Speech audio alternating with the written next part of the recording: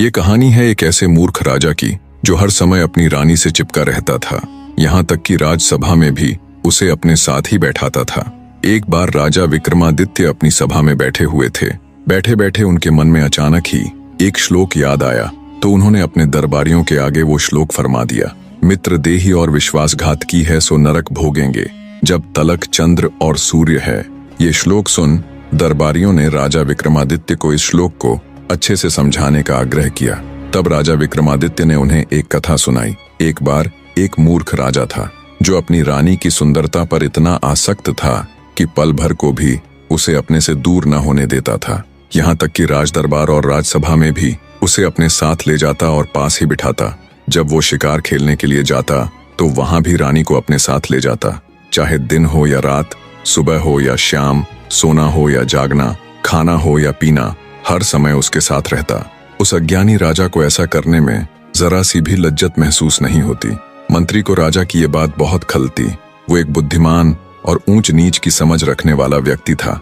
उसने अपने मन में ठाना कि कैसे भी करके वो राजा की इस आदत को छुड़वाएगा। एक दिन राजा को अकेला पाकर मंत्री उसके पास आया और सिर को झुकाते हुए हाथ जोड़कर खड़ा हो गया। उसने राजा से विनती की, अगर आप मुझे जीवन दान दे दें तो मैं एक बात कहूं। मंत्री की बात सुन राजा थोड़ा सकुचाते हुए बोला, हाँ कहो, क्या बात है। आश्वासन पा मंत्री ने बोलना शुरू किया, महाराज, हर वक्त आप रानी के संग शोभा नहीं देते। इससे राजकुल की मान मर्यादा को बहुत क्षति हो रही है। देश देश के राजा आप पर हंसते हैं और कहते हैं। राजा को तो रानी का सौंदर्य इतना भा गया कि वो उसे पल भर भी अपनी आंखों से ओझल नहीं होने देता। महाराज, अगर रानी आपको इतनी ही प्यारी है तो उनका एक चित्र बनवा कर अपने पास रख लीजिए, जिसे आप जब भी रानी की याद आए देख लिया कीजिएगा। मंत्री की बात राजा के मन को भा गई। उसने तुरंत मंत्री को किसी योग्य चित्रकार को बुलाने के लिए कहा। मंत्री ने राजा के कहे अनुसार एक बहुत ही योग्य चित्रकार को राजमहल बुला लिया। वो चित्रकार इतना योग्य था कि चित्रकारी के साथ साथ ज्ञान विद्या में भी निपुण था। उसने अपनी विद्या से रानी का एक अद्भुत चित्र बना दिया।